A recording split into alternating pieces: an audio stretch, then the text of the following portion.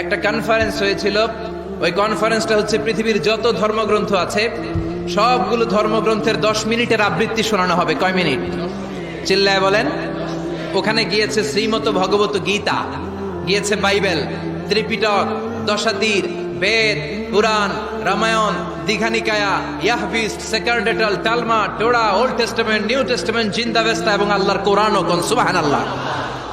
চীনের প্রাচীন ধর্ম কনফুসিয়াসের পাণ্ডুলিপি গিয়েছে।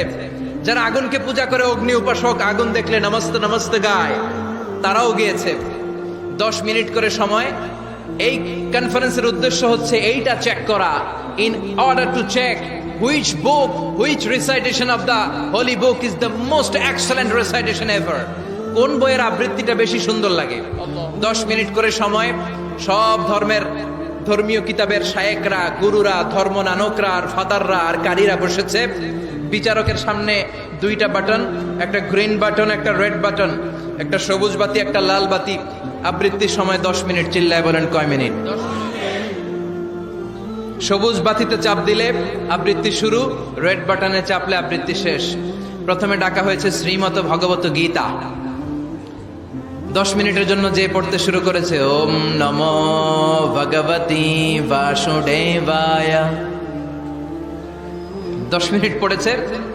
পড়ার পরে বিচারক রেড বাটনে প্রেস করেছে, সময় শেষ, নেমে গিয়েছে। এরপরে ডাকা হয়েছে ত্রিপিটক, বিনয় পিটক, শাম পিটক, অভিধর্ম পিটক মিলে 3টা পিটক। এটা বৌদ্ধ ভাইদের কিতাব। এরা বলে ওম শান্তি, ওম শান্তি। আসলে মিয়ানমারে ওরা যা করছে ওদের বলা দরকার ওম অশান্তি, ওম অশান্তি। ওরা বুদ্ধাং শরণং গচ্ছামি, ধাম্মাং শরণং গচ্ছামি পড়তে পড়তে 10 মিনিট শেষ, চলে গেল। এরপরে ডাকা হলো দশাতীর, দশাতীরের ওরাও পড়লো। এরপরে ডাকা হলো গ্রন্থ সাহেব, পড়লো। জিন্দাবেস্তা পড়লো 10 মিনিট। এরপরে ডাকা হলো ভ্যাটিকান সিটির পোপকে। গত মাসে পোপ আসছিল না? এই পোপের আগের পোপ, তাকে ডাকা হলো to recite the Holi Bible for 10 minutes. 10 মিনিটের জন্য বাইবেল পড়তে আসেন। উনি এসে ওনাদের বাইবেল পড়ে গেল 10 মিনিটের জন্য। ওনার বাড়ি হচ্ছে ভ্যাটিকান সিটিতে, ইটালির রোমের মাঝখানে স্বায়ত্তশাসিত একটা আলাদা দেশ আছে। ওইখানে শুধু পোপরা থাকে, যারা বিয়ে টিয়ে না করে খ্রিস্টানদের ফাদার, প্রোটেস্ট্যান্ট, অর্থোডক্স আর রোমান ক্যাথলিক, ওরা সেইখানে রাজ্য স্থাপন করেছে। গোটা বিশ্বের খ্রিস্ট ধর্মকে তারা চালায়। তারা 10 মিনিট সব ধর্ম গ্রন্থের আবৃত্তি এবং তেলাওয়াতের পরে সর্বশেষে মুসলমানদের ধর্মগ্রন্থ কোরআন আবৃত্তি করার জন্য ডাকা হয়েছে। এসেছে মিশরের কারি Abdul Basit ibn Abdus Samad. যারা ওনার তেলাওয়াত শুনেছেন দেখবেন উনি তেলাওয়াত করে আবার সময় নেয়, আধা মিনিট শ্বাস নেয়, আবার লম্বা দম নিয়ে তাল লয় নিয়ে টান দেয়, আবার পিছন থেকে টান দেয়। তাকে ডাকা হলো now the representative of Muslim community Abdul Basit ibn Abdus Samad will now recite the holy book Quran for 10 minutes. মিশর থেকে আসা মুসলিম জাতির প্রতিনিধি তাদের ধর্মগ্রন্থ কোরআন নিয়ে এবার 10 মিনিট তেলাওয়াত করবে। কয় মিনিট? উনি দাড়ি রাখেন না, ক্লিন শেভ, পাতলা একটা চাদর আর জুব্বা পরে চলে এসেছে মাইকের সামনে। এসে আউযু বিল্লাহি মিনাশ শাইতানির রাজীম বলে টান দিয়েছে। সময় কয় মিনিট? উনি সূরা ফাতিহা পড়তে সময় নিয়ে নিছে 13 মিনিট। শ্রীমত ভগবত গীতাওয়ালারা হাততালি দেয়, সময় শেষ, কোরআন গেছে। কিন্তু কি আজীব তামাশা, বিচারক তো লাল বাতি চাপে না। বিচারককে লাল বাতি চাপার বিষয়টা ভুলিয়ে দিয়েছে কে? কেউ যেটা পারে না সেটা পারে কে? আব্দুল বাসিত কয় এই তো সুযোগ পাইছি আমি। বিচারক যেহেতু লাল বাতি চাপে না, আমি আরেকটা সূরা ধরি।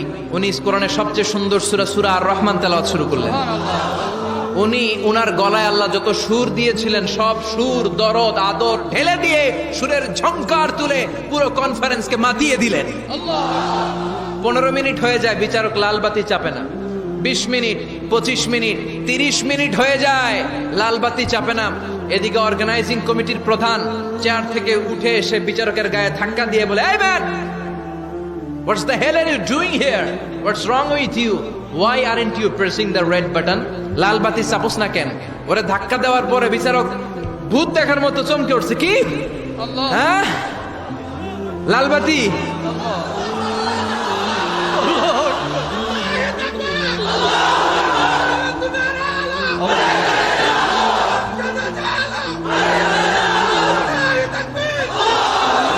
অর্গানাইজিং কমিটির চেয়ারম্যান যখন ধাক্কা দিছে, why aren't you pressing the red button, তুমি লাল বাতি চাপো না কেন?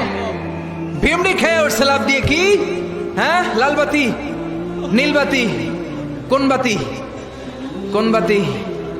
হুশ নাই, ওর হুশ নিয়ে গেছে কে? আবার যখন আব্দুল বাসেদের তেলাওয়াতের দিকে তাকায় আবার বেহুশ।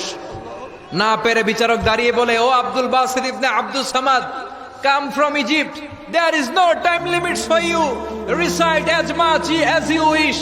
ও আব্দুল বাসেদ, আজকের এই প্রতিযোগিতায় তোর জন্য তেলাওয়াতের কোনো সময় নাই, তোর যত মনে চায় তুই পড়ে যা।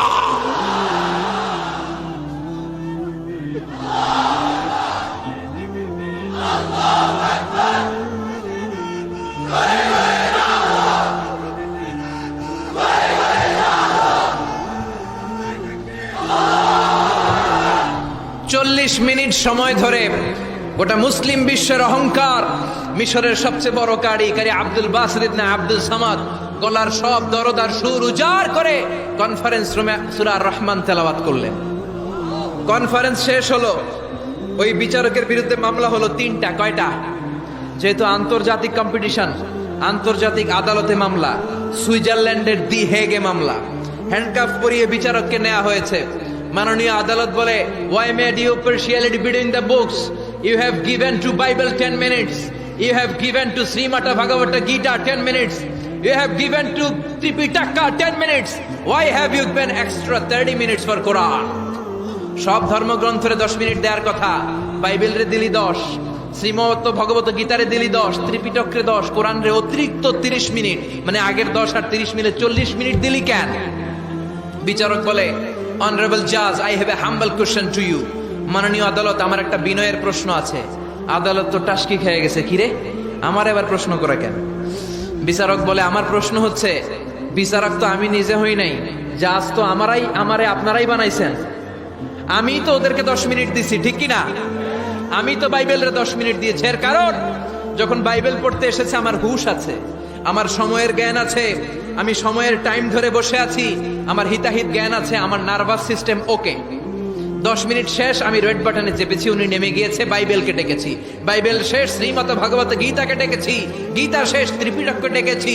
কিন্তু এই মিশরের কারি আব্দুল বাসেদ জুব্বা একটা পরে কোরআনটা হাতে নিয়ে মাইকের সামনে এসে কি যে বলে একটা টান দিল, ওই টান দেওয়ার সাথে সাথে আর আমার হুঁশ নাই। আমি কি সাগরের উপর, নাকি মহাশূন্যে, নাকি জমিনের অতল গহ্বরে? আমি কোথায় বসে আছি, আমি কোথায় দাঁড়িয়ে আছি, আমি নিজেই জানি না। আমার সময়ের কোনো জ্ঞান নাই, আমার হিতাহিত বুদ্ধি নাই, আমার নার্ভাস সিস্টেম ফল ডাউন করেছে, আমার শরীরে ভাইব্রেশন শুরু হয়েছে, কাঁপুনি শুরু হয়েছে। মাননীয় আদালত, যখন একটা মানুষের হিতাহিত জ্ঞান থাকে না, যখন একটা মানুষের সময়ে কোনো বিবেক বুদ্ধি থাকে না, যখন কারো নার্ভাস সিস্টেম ফল ডাউন করে, কি এক মন্ত্র সে পড়তে শুরু করলো, আমার হুঁশ সে কেড়ে নিল, আমি কিছুই বুঝতে পারছি না। যখন আমি আমার সাথে নাই, যখন আমার হুঁশ নাই, যখন আমার নার্ভাস সিস্টেম ফল ডাউন করেছে, এরকম একটা পরিস্থিতিতে যখন আমি medically unfit, how can I press the red button? You answer me. কেমন করে আমি লাল বাতি চাপবো তুমি বলো? প্রিয় ভাইয়েরা, আপনারা যারা আইন নিয়ে পড়াশোনা করেন তারা জানেন, কেউ যদি মেডিকেলি আনফিট থাকে তার কোনো বিচার হয় না, ঠিক কিনা? পাগল খুন করলেও বিচার নাই, ঠিক কিনা? সে কোরআনকে অতিরিক্ত সম্মান দেওয়ার কারণে সর্বশেষে এই বিচারকের কোনো বিচারই হয় নাই। বেকসুর খালাসের ব্যবস্থা এই বিচারককে করে দিয়েছে কে? এই জন্য ওই কোরআন ধরতে রাজি আছে মুসলমান, পড়তে রাজি আছে মুসলমান, ওই কোরআনের জন্য মরতে রাজি আছে মুসলমান। অনেক আলোচনা হয়েছে, 3টা কর্মসূচি নিয়ে বিদায় নিতে চাই। কর্মসূচি নাম্বার 1, কোরআন তেলাওয়াত করতে জানতে হবে, রাজি আছেন? যারা জানি না তারা শিখবো। 2 নম্বর কর্মসূচি, মাতৃভাষায় প্রতিদিন কোরআন পড়বো। কোরআনের বঙ্গানুবাদ পাওয়া যায় মোবাইলে, অ্যান্ড্রয়েড সেটে কোরআনের ট্রান্সলেশন পাওয়া যায়, বঙ্গানুবাদ। প্রতিদিন একটা আয়াত হলেও আমরা কোরআনের অর্থ পড়বো। 3 নাম্বার, বাঁচি আর মরি কোরআনের পক্ষে থাকবো, চিল্লা এখন ঠিক কিনা? এই কোরআন আমাদের প্রাণ, এই কোরআন আমাদের জান। এই বাংলার জমিনে কোরআনের আইন চালু হোক, আমরা চাই কি চাই না? যারা কোরআনের বিরুদ্ধে কথা বলবে ওদের সাথে আমাদের কোনো সম্পর্ক। আল কোরআনের বিরুদ্ধে একটা আইনও বানালে ওই আইন আমরা মানবো না, চিল্লায় বলেন ঠিক কিনা? আমরা এই কোরআনকে বুকে ধারণ করতে চাই, রাজি আছো মুসলমান? হাত তুলে আল্লাহর দেখা।